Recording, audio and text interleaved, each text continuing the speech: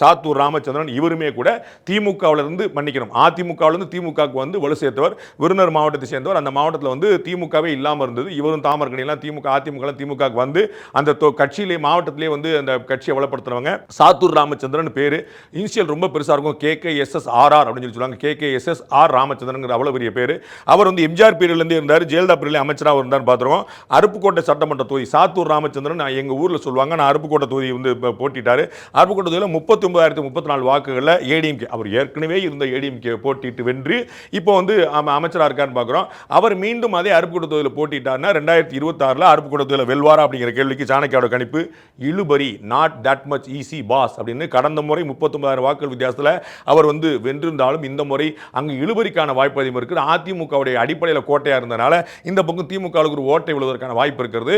he has to extra take care in the constituency அப்படிங்கிற பார்க்குறோம். அருப்புக்கோட்டை தொகுதி திரு KKSR ராமச்சந்திரனுக்கு அவ்வளவு சுலபமான வெற்றி தரக்கூடிய தொகுதியாக இருக்க போவதில்லை அப்படிங்கிறது சாணக்கியாவோட கணிப்பாக நம்ம பார்க்கிறோம்.